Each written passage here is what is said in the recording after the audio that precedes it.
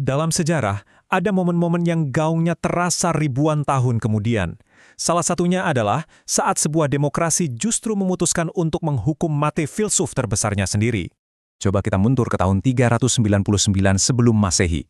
Di Athena, tempat lahirnya demokrasi, sebuah keputusan besar akan diambil, dan keputusan ini bakal selamanya jadi catatan kelam dalam sejarah mereka.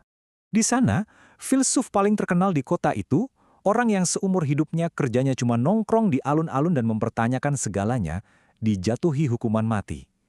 Dan yang menghukum, rakyatnya sendiri. Nah, pertanyaannya, kenapa? Ini bukan kasus yang simpel loh. Ini tuh puncak dari drama panjang yang udah terjadi bertahun-tahun. Jadi untuk benar-benar paham, kita harus membedahnya pelan-pelan, kayak mecahin sebuah misteri. Yuk kita mulai. Oke, jadi kalau kita lihat dari luar, kasus yang menjerat Socrates ini kelihatannya bersandar pada dua tuduhan resmu yang diajukan ke pengadilan. Dia dituduh tidak soleh karena dianggap nggak menghormati dewa-dewa yang disembah warga kota. Dan, nah ini yang lebih serius, dia dituduh merusak pikiran anak-anak muda Athena dengan ide-idenya yang dianggap aneh. Tapi, apa benar cuma itu alasannya? Rasanya kok nggak sesederhana itu ya?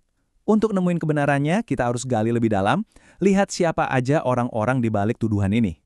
Soalnya, penuntutan ini ternyata bukan cuma soal hukum.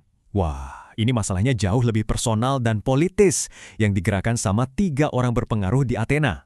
Nah, ini dia 3 tokoh kuncinya. Ada Anytus, seorang politisi kuat yang, terus terang aja, geras sama pengaruh Socrates ke anaknya. Lalu ada Meletus, penyair muda yang jadi wajah dari gugatan ini. Dan terakhir, Lycon, seorang orator. Jadi bisa kita lihat kan, mereka semua punya dendam pribadi yang bikin mereka pengen Socrates disingkirkan. Tapi ya, dendam pribadi mereka mungkin nggak akan ada apa-apanya kalau nggak ada satu sekutu yang kuat banget. Opini publik. Dan opini publik ini sayangnya udah diracuni oleh citra buruk Socrates selama lebih dari 20 tahun. Jadi ceritanya gini, jauh sebelum pengadilan ini dimulai, seorang penulis drama komedi bernama Aristophanes udah nampilin sosok Socrates di atas panggung dalam karyanya, The Clouds, tapi bukan sebagai filsuf yang bijaksana. Socrates digambarin bukan sebagai pemikir hebat, tapi sebagai badut konyol dengan kostum yang super aneh ini.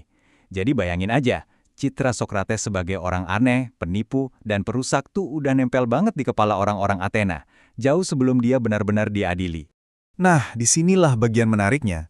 Diharapkan sama semua tuduhan dan citra buruk itu, Socrates bukannya membela diri kayak pengacara pada umumnya. Malah sebaliknya, dia seolah-olah mau ngasih satu pelajaran terakhir yang menantang buat semua orang. Dia bilang, kebiasaannya mempertanyakan segala hal itu adalah sebuah misi suci. Dia bahkan menyamakan dirinya dengan lalat pengganggu yang tugasnya itu nyengat